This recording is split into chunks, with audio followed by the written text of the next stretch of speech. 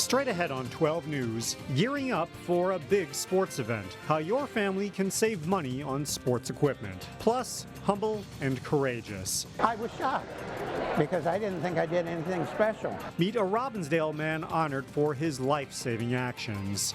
But first, accident on the tracks. A young man is struck by a train in Brooklyn Center. 12 News starts right now.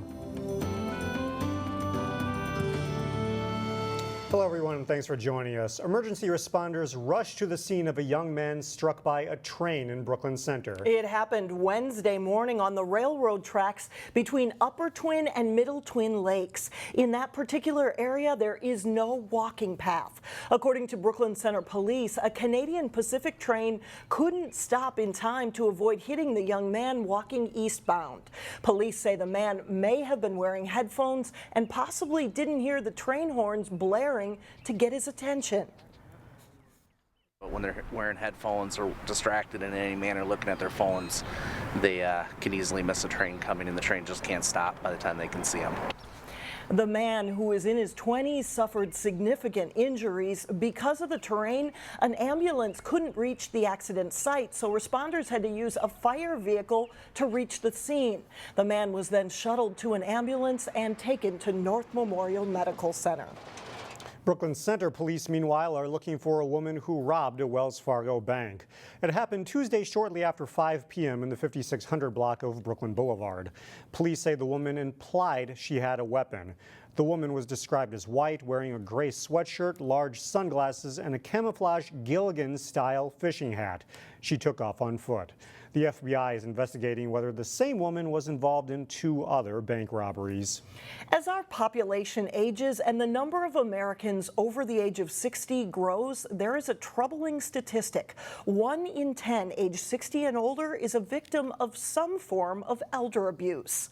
2/3 of those committing abuse are family members, caregivers, or other trusted individuals. One of the crimes on the rise is financial exploitation, and it costs seniors nearly $3 billion each year. Spotting the signs of financial abuse against seniors is one of the topics a speaker from the Minnesota Elder Justice Center discussed at a monthly information series at Brooklyn United Methodist Church in Brooklyn Center. Advocates say if something doesn't seem quite right or there's a change in finances, trust your instincts and tell someone. I think one of the most common warning signs that we'll see are past due bills. If there's financial behavior that's unusual on behalf of a victim or person who might be experiencing financial exploitation, that can be a real significant indicator that something is amiss. The Minnesota Elder Justice Center can be a resource for help. For more information, call 651-440-9300. It is not every day that you have the opportunity to put yourself in harm's way to help another person. And even if you had that opportunity, would you take it? Tuesday night, the Brooklyn Center Police Department honored nearly 24 officers and civilians who responded to the call in the past year. Glad to see everybody here though tonight. This is a very important event. I like to see our citizens, I like to see our officers being recognized for all of the good things that they do in Brooklyn Center. In a packed room at Brooklyn Center City Hall, there was cause for celebration. There are times when the good things just don't get mentioned, and this is one of the times when it does. So, for the 26th year, the Brooklyn Center Police Department honored officers. We are pleased to present Officer Sarah Fry with the Medal of Merit. And average citizens for selfless contributions to their neighbors. That includes people such as Virgil Wibben of Robbinsdale. I was at the right time, the right place to help somebody. On October 9th, Virgil was driving along Highway 100 when he saw smoke coming from a vehicle stopped at the France Avenue exit ramp. He then turned around, pulled up to the car, and saw a woman and child inside. Setting aside his own personal safety, Mr. Wibben assisted in removing the occupants from the vehicle and bringing them to safety. And then after that, I went back to my van, opened up the doors, and grabbed the fire extinguisher and raised the hood up and put the fire out. His actions on that October day earned him the Chief's Certificate of Commendation Award. We pray many blessings on you and your family and are thrilled you are being honored in this way. Thank you so very much. Love the Abrahams. I was shocked because I didn't think I did anything special. I just thought it was an everyday occurrence to me. Humble words from a man who doesn't think twice about helping those in need. But if everybody had that mindset, I think we could do amazing things. And I think we're on that pathway to do that. Well, Virgil says that he keeps a fire extinguisher in his car at all times, just in case a situation like that arises, and he also offers help to people whenever they have a flat tire. He sounds like the perfect man for the job at the right place, right? Absolutely, yep. Well, meantime, 3 police officers were earned statewide recognition for their work taking down a gunman who opened fire at New Hope City Hall in January of last year. The 3 officers are shown here at a local ceremony last year, but this week, the Minnesota Chiefs of Police Association awarded Bo Schoenhard, seen here in the middle, as Officer of the Year, and 2 medals of honor were awarded to New Hope officer Eric Dyer and Captain Scott Crocker. The state's largest higher education system is getting a new name. Known for 20 years as the MnSCU system, will soon be simply known as Minnesota State. The organization oversees 7 state universities and 24 community and technical colleges, including North Hennepin and Hennepin Tech. The chancellor of the higher ed system says the reason for the change was because MnSCU was too confusing. The Pioneer Press reports the rebranding effort will cost more than $600,000. Well, coming up, a big financial help for families with children in sports. That's next in 12 News Money Savers. And then a little bit later in sports, the Wayzata girls lacrosse team opens the season against rival Edina. We'll have the highlights. But first, a chance for showers for much of the day Thursday before it starts to clear up in the evening.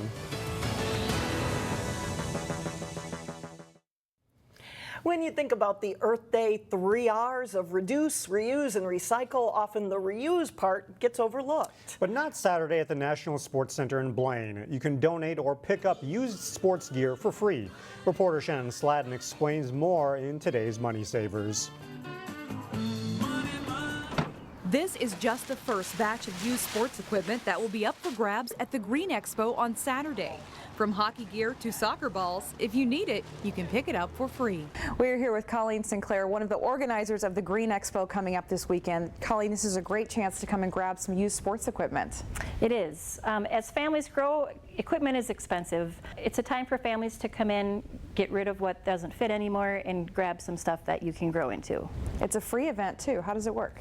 It is. So we've been collecting materials all year long. We store them at many facilities. We bring it all to this one event.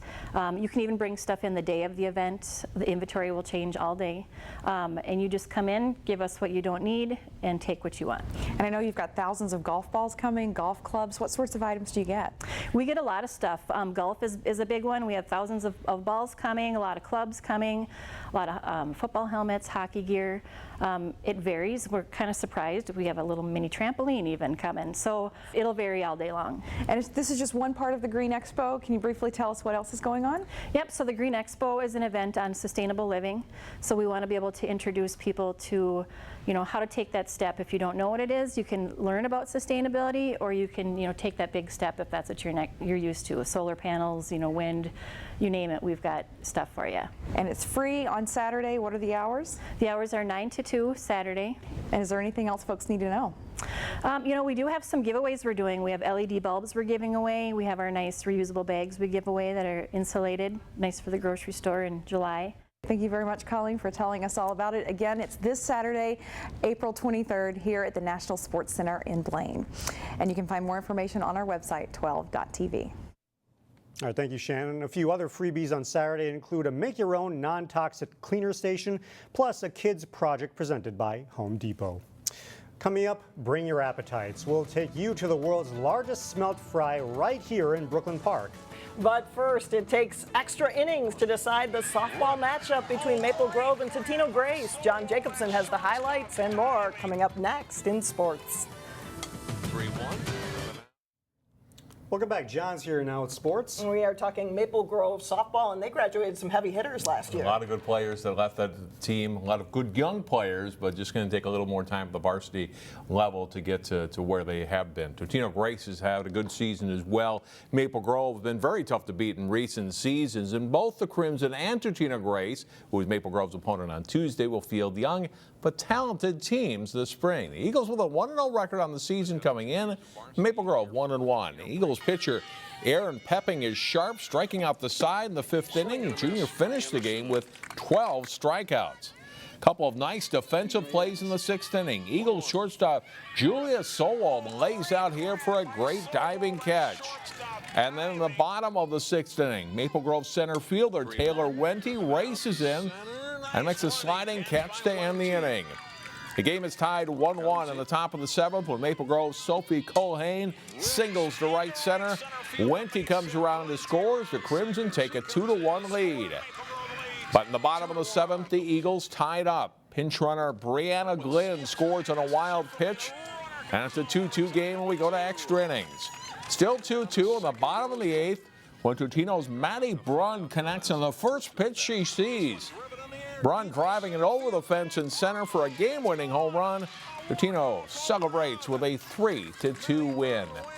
After a couple of early wins, the Cooper baseball team has hit some tough opponents of late. That includes their ball game against Bloomington Jefferson, Metro West Conference game. Top of the 3rd, Addison Elcombe with hitting the gap in right center with that hit.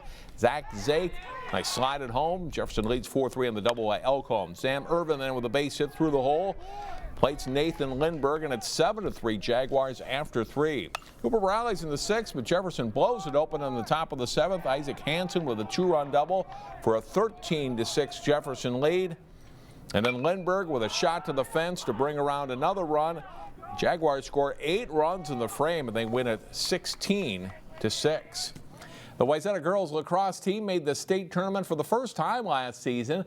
Trojans hope to start their 2016 season in style. They hosted late conference rival Edina on Tuesday, but the Hornets are buzzing early. Good passing, Alita Fiddler to Anna Klein, and she scores to make it 3-0 Edina.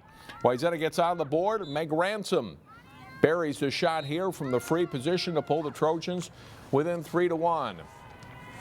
After an Edina goal, they'll get another. Klein will find Emily Reinke, who comes out front to score. Edina leads 6-1 at halftime. Down 7-3, Wayzata rallies. Ransom from the free position puts it away before the collision there, and the Trojans are within 7-4. Maddie Wolfsman makes a strong move by the defender, beats the goalie too, and Wayzata has momentum. They're back in it in a 7-5 game. But that's as close as they would get. Edina's Helen Propson scores, and the Hornets hand Wayzata an 11-6 loss. The Edina boys also beat Wayzata. While the gap has narrowed, it's still pretty tough to beat or compete with the very top teams in girls lacrosse. Benilde-St. Margaret's found that out the hard way on Tuesday. The Red Knights facing defending state champion Eden Prairie, and the Eagles don't waste any time. Casey Riggs on the run takes it to the net to score. Eden Prairie gets on the board just 31 seconds into the game. A few minutes later, Sarah Woodring finds the cutter Sammy Morton in front for a goal, and that makes it 3-0 Eagles. Good passing for Eden Prairie, and they'll find Brooke Lewis here, who spins and then goes low with the shot to score for a 6-0 EP lead, and they dominate play right from the start. Benilde tries to regroup, and they get a goal. Sophie Rue here scoring to make it 6-1, but they can't sustain any momentum against the Eagles. Eden Prairie making it look easy at time. Morton across to Hannah Brink. She'll tuck it into an open net, and the Eagles well on their way. Rue attacks from the left side and scores a nice goal here for Benilde, but it's Eden Prairie leading 12-2 at halftime. They go on to win it 20-3. And that's a look at sports for today. All right. Thanks a lot, John. You're welcome. And tomorrow on 12 News, a whirlwind trip for some local war veterans. The most emotional part of it was no matter where we went, we had people stopping us and wanting to shake our hands and thanking us for our service, which was just great. We meet World War II veterans Emery Erickson and John Kilby of Golden Valley, who are part of an honor flight trip to Washington, D.C. over the weekend. We'll share their emotional journeys tomorrow on 12 News beginning at 4 o'clock. Well, coming up, something sizzling in Brooklyn Park. That is exactly where we find Channel 12's Eric Nelson. And coming up, a fish story, a little fish story. That's right, the 54th annual Smelt Fry is about to begin here in Brooklyn Park. We'll tell you about it when Channel 12 News continues. And finally, quite a fish tale. Hundreds of pounds of fried fish to perfection. It's the world's largest smelt fry in Brooklyn Park, and that's where we find our very own Eric Nelson. Eric, how's it going over there? Well, that's right, Delane and Alex. Nobody does it bigger or better than the Brooklyn Park folks, the Lions Club, the Smelt Fry. It's an annual tradition. And joining us now is Dale Johnson. And Dale, you live for this, don't you? I do, and so does the whole community. All right, there's going to be 2,200 pounds of smelt here between now and Friday. Where do you get all these fish? Well, we go out and fish for them ourselves. No, we buy them through Maury's, and they're caught out in Lake Erie commercially, but there is 2,200 pounds of it, and will be cooked and served in a total of 9 hours. 700 people per night show up to this, don't they? That's on your average. Sometimes it's 8, sometimes it's 6, but 7 is the average. Why is this so popular? Because you don't find smelt fries anymore, and it's been going on for 54 years. And you guys have a lot of fun, but the bigger picture is you raise money for a good cause or good causes, don't you? All the profits from any Lions event goes back into the community by Lion International Charter. Just a few weeks ago, we gave $5,000 to the Zanewood Community Center for their after-school programs. We gave $5,000 last year to Avenues for Youth. So it all goes back in and into the community. Yeah, and one thing about kids and eyewear, it's very important to get tested at a young age, isn't it? Yes, it is. And kids in Brooklyn Park, if families can't afford it, we get referred through to us, and we provide free eye exams and classes. All right, Brooklyn Park, this area is a hungry community. Do you have enough fish? Absolutely, and if we start to run low, we'll make sure we have enough for Friday. Don't worry. All right, very good. That's Dale Johnson. Thanks so much, Dale. Again, the Brooklyn Park 54th Annual Smelt Fry starts today, runs tomorrow and Friday from 5 to 8 here at the Brooklyn Park Community Center. Reporting live in Brooklyn Park, I'm Eric Nelson. Thanks a lot, Eric. And you see those signs all over town. So on through Friday, you heard Dale say it, they have enough fish. They have enough. Turn out. They didn't show any there, but I'm really craving smelt now. You can head over there tonight. It works out well. It's a great cause, too. Fantastic. All right, that's all the news for now. Thank you so much for joining us, everyone. We'll see you back here tomorrow.